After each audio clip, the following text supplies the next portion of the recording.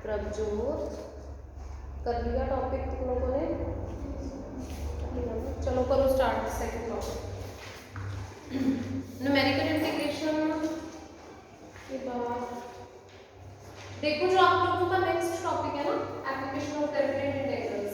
Application का क्या मतलब था कि डेफिनेट इंटीग्रल की हेल्प से अपन क्या क्या सॉल्व कर सकते हैं। ठीक है, तो डेफिनेट इंटीग्रल की हेल्प से कल जो आपने किया था वो क्या था? इनफाइनाइट समेशंस और साथ में इनफाइनाइट प्रोडक्ट्स। तो अभी आप फर्दर इसकी एप्लीकेशंस कर रहे हो। इसकी एप्लीकेशन में ना और भी दो तीन चीजें आती हैं। एप्लीकेशंस में क्या कुछ आता है? सेकंड थिंग क्या है? एक तो है आपका रेक्टिफिकेशन, एक है आपका क्वाड्रेचर, ठीक है, एक है वॉल्यूम, सरफेस एरिया। ये तो अल्टीमेटली आपको इतना पता होना चाहिए कि हम जब एप्लीकेशन ऑफ डेफिनेट इंटीग्रेशन की बात करते हैं तो एप्लीकेशन मींस डेफिनेट इंटीग्रेशन की हेल्प से क्या कुछ निकाला जा सकता है। ठीक है, तो अभी हम नेक्स्ट चीज करने जा रहे हैं कि हम और क्या कुछ निकाल सकते हैं। ठीक, तो आपका देखो बी एक्सरसाइज जो नेक्स्ट टॉपिक है वो क्या है? आई थिंक रेक्टिफिकेशन या क्वाड्रेचर होगा। This is quadrature. क्वाड्रेचर क्या होता है पता है? क्वाड्रेचर होता है एरिया। जब रेक्टिफिकेशन की बात करोगे ना तो हम कहते हैं rectify the curve. Rectify the curve means किसी भी कर्व की लेंथ को मेजर करना। ओके, वो होता है rectified the curve. Quadrating the curve means अगर आप किसी भी कर्व को कंसीडर करते हो तो कर्व का जो भी एरिया बाउंड हो रहा है, कर्व जितना भी एरिया एक्स एक्सिस से अबव बाउंड कर रही है उसको हम कहते हैं क्वाड्रेचर। ठीक है, नॉर्मली आपके पास बहुत सारे कर्व हैं, जैसे मान लो y इक्वल टू x एक कर्व है, मैं तुम्हें कहूं क्वाड्रेचर निकालो means y equal to x जो कर्व है वो अबव x एक्सिस अपने अंडर कितना एरिया बाउंड कर रही है। Okay, area bounded by a curve above x axis क्या होता है? Quadrature area bounded by a curve above x axis. अब ये आपने देखना है कि कहां तक हम एरिया लेना चाहते हैं। अगर तुम लोग डेफिनेट इंटीग्रेशन की बात करते हो तो डेफिनेट का मतलब ही ये है कि आप लोग उसको लिमिट कर देते हो कि हम यहां से यहां तक का एरिया निकालना चाहते हैं। ठीक है, अगर हम यहां से यहां तक की बात नहीं करेंगे फिर तो हमारी कर्व कितना एरिया बाउंड कर रही है? ये कर्व क्या कभी रुकेगी? ये तो इनफाइनाइट कर्व है, इसमें तो रुकना ही नहीं। फिर हम एरिया कैसे निकालेंगे? है ना, फिर तो हमेशा इंफिनिटी आएगा। इसीलिए क्वाड्रेचर, रेक्टिफिकेशन, इन सब चीजों को हमने किस कैटेगरी में डाला है? Application of definite integration. Definite integration कौन सी होती है? जिसके पास लिमिट्स हो। ठीक है, ओके, तो इन जनरल हमें समझ में आता है कि क्वाड्रेचर क्या है जिसको हमने डिस्कस करना है। Area bounded bye curve above x axis from x is equals to a to x is equals to b. Got it? देखो आपके पास ना कई कर्व्स हो सकते हैं, लाइक अगर आपकी कर्व है भी पॉजिटिव एक्स एक्सिस वाली रेंज में तो हम कहते हैं y is equals to fx। मान लो ये कर्व है। क्वाड्रेचर मींस जो एरिया हमने कैलकुलेट करना है जहां से जहां तक भी निकालना है। मान लो मैंने x is equal to 2 से x is equal to 4 तक का एरिया कैलकुलेट करना है तो व्हाट विल आई डू? 2 से 4 तक y dx। Got it? ये हमें क्या देगा? एरिया। अब ये जो y है this is nothing but fx, तो ये x की टर्म्स में पुट हो जाएगा और हमें एरिया दे देगा।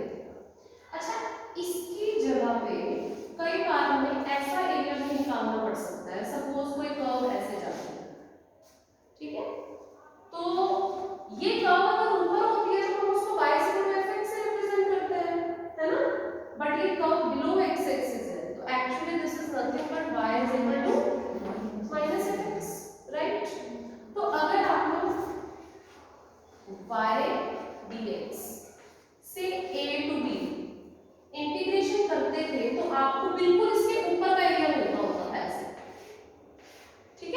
बट यहाँ सिमेट्री है ना, तो fx की जगह अगर आप लोग माइनस fx को इंटीग्रेट करोगे same means a to b में, तो हमें कौन सा एरिया मिलेगा?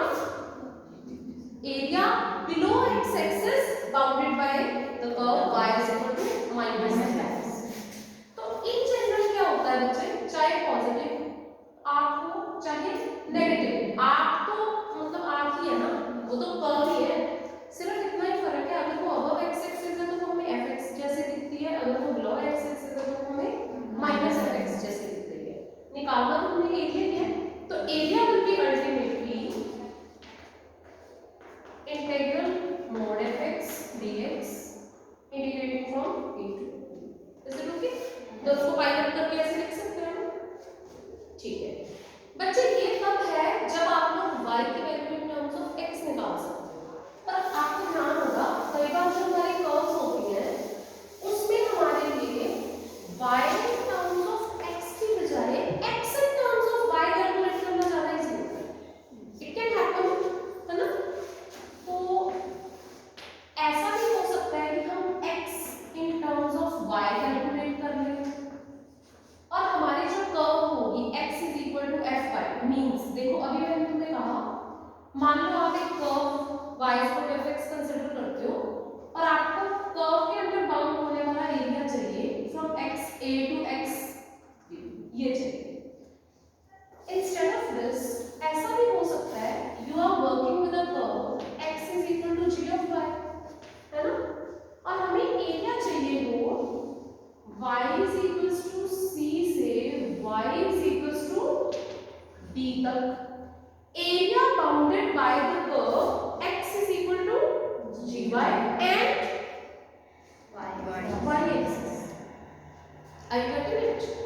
तो ये भी हो सकता है कि area bounded by a curve and x axis हो या area bounded by a curve and y axis. तो यहां से कौन सा एरिया निकलेगा? क्योंकि तुमने c टू d, हाँ जी, तो ये एरिया कैसे कैलकुलेट हो जाएगा? c to d x d। Is it okay? क्योंकि आप y से ले रहे हो लिमिट्स। नाउ ये जो तुम्हारा x है वो क्या है? Nothing but g। Got it? तो इस तरह की चीजें आ सकती हैं।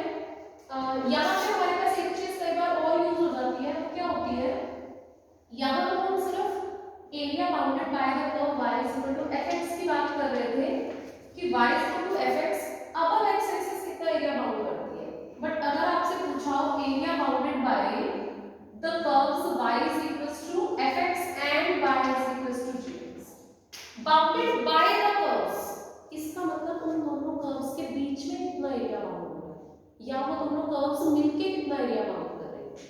तो अगर आपको area bounded by the curves y is equal to fx and y is equal to gx from x is equal to a to x is equal to b बोल दिया जाए, तो इसका मतलब आप कौन सा एरिया निकालना चाहते हो?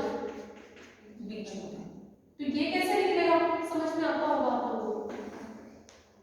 ये जो कर्व है upper most curve y is equal to fx, वो कितना एरिया बाउंड कर रही है a से b तक, सारा का सारा एरिया ले लिया जाए और उसमें से g एक्सिस से बाउंड होने वाला एरिया माइनस कर दिया जाए। Got it? Yes ma'am. बस तो इस तरह से आपको ओवरऑल कांसेप्ट समझ में आ रहा होगा कि हमने अपनी कर्व को ऑब्जर्व करना है, उसके बाद देखना है कि विद इन दीस लिमिट्स कितना एरिया बाउंड हो रहा है। ठीक है,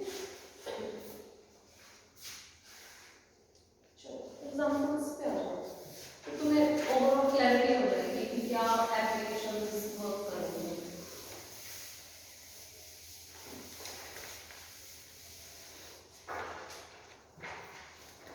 देखो जैसे फर्स्ट वन है find the area of the ellipse. बच्चे ये तो बिल्कुल सीधा साधा काम, मान लो तुम्हें पूछा जाए find the area of circle,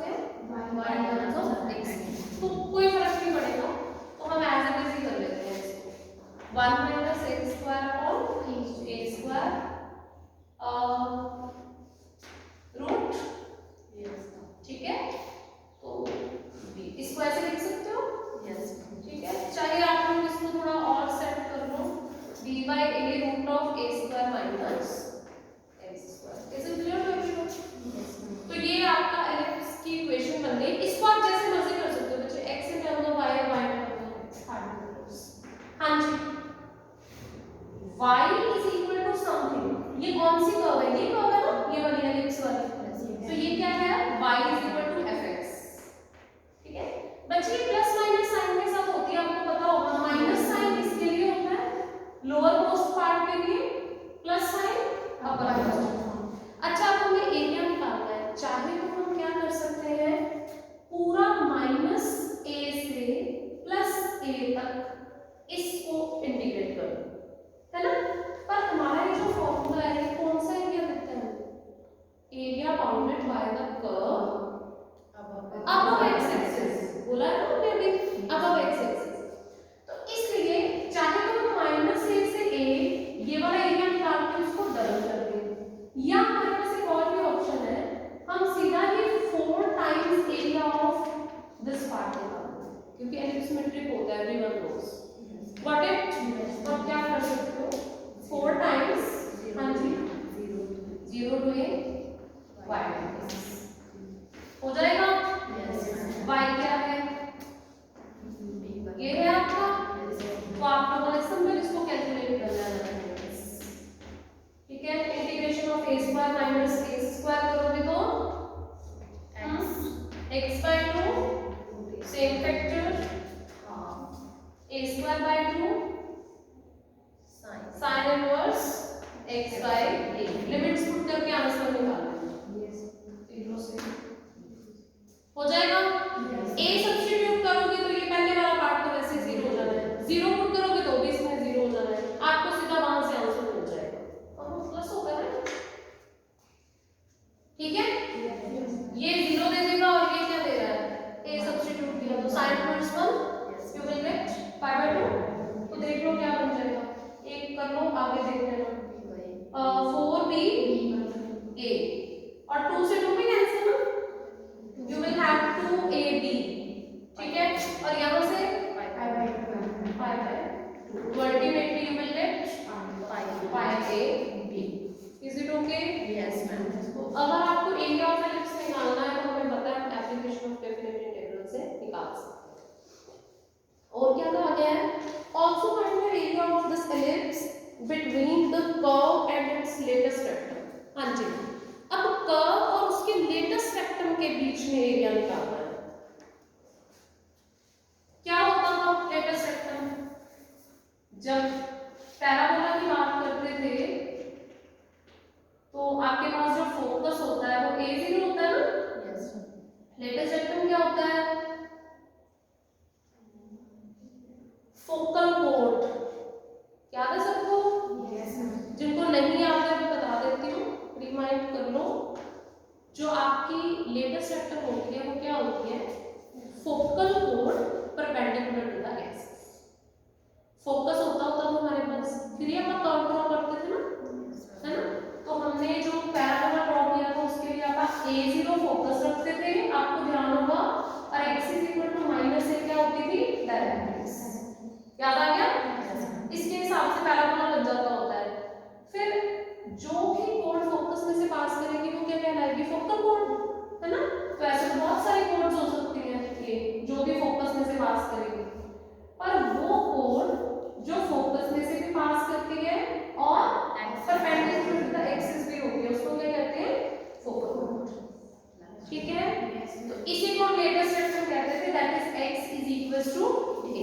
पर अब आपको किसके केस में करना है, एलिप्स के केस में। हाँ जी, एलिप्स के केस में क्या होते थे फोकस, दो होते थे ना फोकाइज, एक AE0 और दूसरी तरफ -a। ध्यान आ गया? तो फिर इस पर क्या करना पड़ेगा, ये तो आपके इंटरसेप्ट होते हैं, यहाँ होता है a0 और -a। तो अब आपको जो एरिया निकालना है वो कहां से कहां तक निकालना है, area bounded by the ellipse मतलब curve and its latus rectum मतलब x = a। थोड़ा सा फर्क पड़ा है, ठीक है। तो आपका वो जो एरिया होगा, अब यहाँ पे भी होता है लेटेस्ट रेक्टम, यहाँ पे भी होता है लेटेस्ट रेक्टम, ठीक है। आपको एरिया कौन सा निकालना है, पूरा ही निकालने को बोला है। तो जैसे पहले 4 टाइम्स 0 to a किया था, है ना, एक टुकड़े का एरिया निकालना था, चारों का निकाल के पूरा एरिया आ गया था। अभी क्या करोगे, same thing 4 times y dx, पर लिमिट क्या हो जाएगी 0 से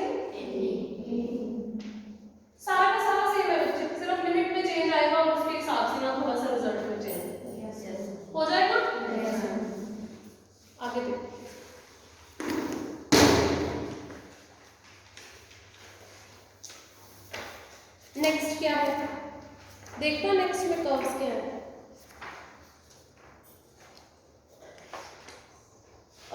compute the area bounded by the curve y square minus 4y plus 2x equals to 0. Compute the area bounded by the curve this one and y axis. देखो वो जो भी हमने बात की है ना, कई बार तो हमें कर्व और x एक्सिस के बीच वाला एरिया निकालना होता है, पर कई बार हमें कर्व और y एक्सिस से बाउंड होने वाला एरिया निकालना है। तो बच्चे चेंज होगी, फॉर्म चेंज होगी क्वेश्चन में। कर्व आपकी ये है और साथ में y एक्सिस। हाँ जी, पहले आपको कर्व को जज करना है। कर्व क्या है? y square minus 4y। मैंने आपको ये बात आगे भी समझाई थी कि जब भी आपने कर्व जज करनी है उसमें डबल पॉइंट्स में या कर्व ट्रेसिंग में, आगे भी बात की हुई है, जब भी कभी कर्व जज करनी है कर्व को अच्छे से देखा करो। अगर तो आपकी कर्व लीनियर है तो वो एक लाइन है, 2 डिग्री है तो या तो पेयर ऑफ स्ट्रेट लाइंस या सर्कल या पैराबोला, एलिप्स, हाइपरबोला, यही कुछ ही बनेगा ना, कोई भी पॉइंट बनेगा। और जब एक सिंगल डिग्री में होता है और एक 2 डिग्री में, हमेशा क्या बनता है? Parabola. y square equal to 4ax या x square equal to 4a, भाई यही शक्ल करनी है ना। तो आपको ये जज, मैंने आगे भी ये चीज डिस्कस की हुई है क्लास में, है ना, कर्व को कैसे जज करना है। तो ये आपका क्या हो जाएगा फिर? -2x ऐसा बनेगा ना। आप लोग इसको सेट करोगे तो हाँ जी, अब क्या करोगे फिर? 4 ऐड करोगे दोनों तरफ, कंप्लीटली स्क्वायर करोगे ना प्रॉपर फॉर्म बनाने के लिए। हाँ जी, तो फिर ये कैसा दिखेगा? y - 2 whole square -2 x - 2। Is it okay? Yes, ये बात ठीक है, समझ में आ गई। तो ये कैसी शक्ल बन गई? y square is equal to 4x और -1, है ना। क्या ये पता चल गया सबको?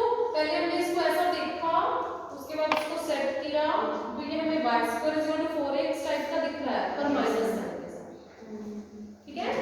यस हाँ जी, y square is equal to 4x, y axis को टच करेगा, y square is equal to 4x right parabola होता है, पर हमारे पास y square is equal to -4ax, तो लेफ्ट वर्ड पैराबोला। बट इस पैराबोला का तो ओरिजिन पे शिफ्ट हुआ है, देखो है ना, कहां पे हुआ है? x जो है वो 2 पे शिफ्ट हुआ है, y जो है वो भी 2 पे शिफ्ट हुआ है, ठीक हो गया? यस। तो इस पैराबोला का ओरिजिन पे शिफ्ट हुआ है, शक्ल तो समझ में आती है ऐसी बनेगी, बट इसका ओरिजिन कहां चला जाएगा? 2 पे, राइट? तो almost is it okay? Yes हाँ जी। अब आप लोग ये भी देख लीजिए, क्या ये ओरिजिन में से पास करेगा पैराबोला? x को 0 डाल के देखो, x को 0 डाल के देखो, y की क्या वैल्यू आ रही है? मतलब x एक्सिस को काट के जाएगा या y एक्सिस को किसी को काटेगा? देखो, अगर y 0 हो गया फिर तो x भी 0, इसका मतलब ओरिजिन में से पास करेगा। y 0 पे x 0 आ रहा है ना, तो ओरिजिन से पास करेगा।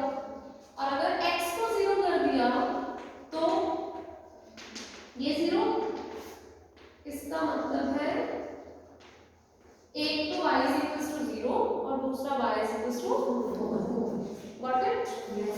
इसका मतलब 1 2 है ना, और 3 और 4, like so we will have a parabola of this kind. Is it clear now? Yes ma'am. तो हमारे पास बच्चे ये पैराबोला बन गया आपका। आपको क्या बोला गया था इस बार से? एरिया निकालो bounded by the curve and y axis.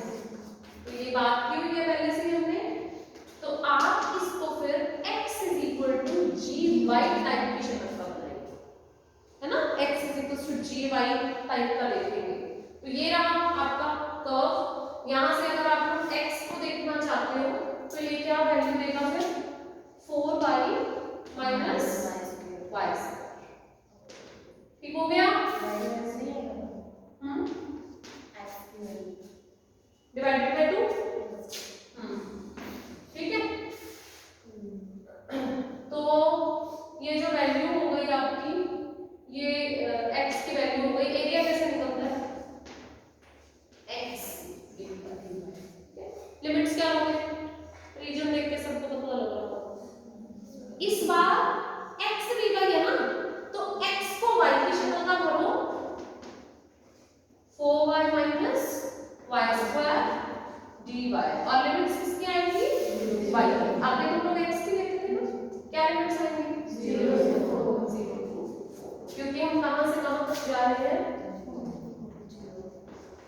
0 0 से 0।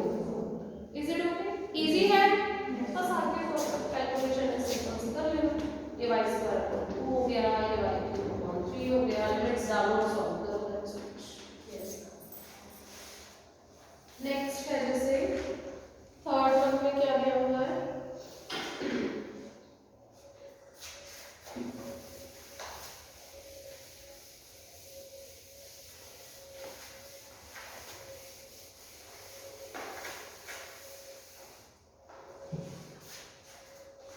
बेसिकली ये सारी की सारी एप्लीकेशन ऑफ डेफिनेट इंटीग्रेशन है। ठीक है, पहले थी सीरीज कैसे सॉल्व होती है, फिर इनफिनाइट प्रोडक्ट्स कैसे सॉल्व होती है, अब क्या कर रहे हो क्वाड्रेचर मतलब एरिया कैसे निकलता है। कल को करेंगे रेक्टिफिकेशन, मतलब किसी कर्व की लेंथ कैसे मेजर होती है, रेक्टिफाइड कर्व, ये सब चीजें करनी है हमने। नेक्स्ट में area of the region enclosed by the lines बोले हैं ना, y is equal to x and the parabola y is equal to x square। अब देखो अपने को क्या बोला है, find the area of the region enclosed between the line and the parabola। between the तो क्या मतलब हुआ, जो उसमें कॉमन बन रहा हो। y is equal to x तो सबको आती है लाइन, तो पता है y is equal to x, right. और y is equal to x square, obviously हमारे पास ये पैराबोला होता है इस तरह से, ठीक है, और लाइक दिस, ठीक है। तो we are having two curves here, one is y is equals to x square parabolic curve and other one is y is equals to x line। हमें कहा है एरिया एनक्लोज्ड, कौन सा area, area enclosed between the line. तो सबको clear है कौन से एरिया की बात हो रही है, तो ये शेडेड वाला एरिया। और पॉइंट ऑफ इंटरसेक्शन निकालने पड़ेंगे ना, क्योंकि अदरवाइज तुम्हें क्या पता कहां से कहां तक जाना है, चाहे x की लिमिट लेनी हो चाहे y की। तो क्या करोगे, y is equal to x यहां डाल के देखो क्या बन गया, x is equal to x square बन गया, राइट। यस। तो आपके जो पॉइंट ऑफ इंटरसेक्शन है वो क्या बनेगा, एक तो x 0 से y 0 आ जाएगा क्योंकि y 0 तो x लाइन है। ऐसे ही जब x 1 है तो x 1 डालने पे y भी क्या हो गया 1। Point of intersection 0 0 and 1। अब फिर से सिमेट्रिक रिजल्ट दिखेगा, हमें एरिया निकालना है, हम किसी से भी निकाल सकते हैं, मोस्टली हम y को ही प्रेफर करते हैं, ठीक है। बट इसका एरिया कैसे निकलेगा, इस कर्व को तुम y1 बोल दो, इस कर्व को तुम y2 बोल दो, ठीक है। अगर तुम y के अंदर एरिया निकालोगे फिर तो y के अंदर आने वाला सारा एरिया निकल जाएगा। तो ऐसे केस में हमने को क्या करना था, लिमिट्स 0 से 1, क्योंकि x को दिख ही रहा है सबको, रीजन 0 से 1 तक ही जाना है। क्या करोगे फिर 0 से 1 तक y1 माइनस y1 के अंदर आने वाला एरिया माइनस y2 के अंदर आने वाला। So you can calculate the area. y1 क्या है, y1 क्या है x, तो x कर्व के अंदर आने वाला area minus x square curve के अंदर आने वाला area, indicated from the limits 0 to 1। Got it? चलो इजी एरिया हो जाएगा calculate. Find the area above x axis. Next है find the area above x axis included between the curve y square is equals to 2ax minus x square and y square is equals to ax। तो फिर से एक curve तो सीधी नजर आ रही है सबको, है ना, y square is equal to ax parabola है, आ रहा है नजर सबको।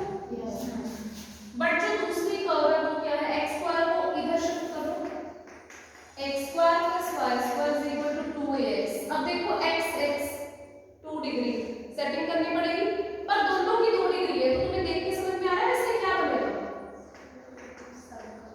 सर्कल बनेगा, ठीक है। सेट कर लेना इसको, प्लस a स्क्वायर इधर कर दो, a स्क्वायर इधर कर दो, कोई फर्क पड़ा, नहीं पड़ा ना। ये क्या बन गया, x minus a की whole square plus y square is equal to b square. Is it clear? तो हमें समझ में आ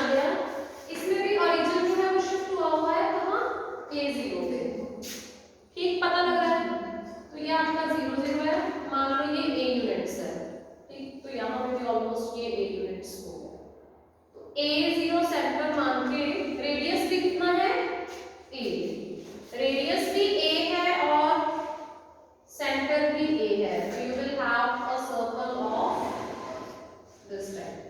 A रेडियस का सर्कल बनाना है, तो कुछ इस तरह से आपके पास सर्कल आ जाएगा A0 सेंटर और A रेडियस के साथ, and you are having a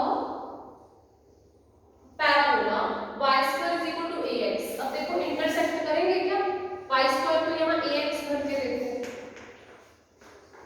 थोड़ा सा और है हमारा, तो ये क्या हो जाएगा x square is equal to ax. Intersect कर रहे हैं ना, एक 0 और एक a,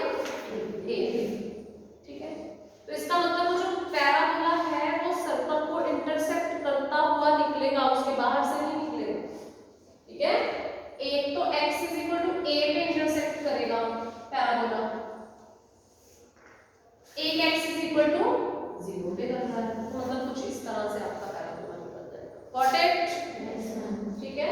ये आपका पैराबोला हो गया और ये आपके सर्कल की कर्व हो गई। अच्छा, कौन सा एरिया पूछा गया था आपसे, पढ़ना जरा स्टेटमेंट को। अब एक्स एक्सिस मतलब इससे तो हमें कोई लेना देना ही नहीं है, इसका हमें कुछ कंसर्न नहीं है। Area above x axis between the curves means you are interested to find this. अब मैंने तुम्हें अभी सिखाया है, अपर कर्व का नाम y1 रख दिया करो, लोअर कर्व का नाम y2 रख दिया करो। Area will be again calculated by, हाँ जी क्या लिमिट्स होंगे 0 to a, समझ में आ रहा है ना।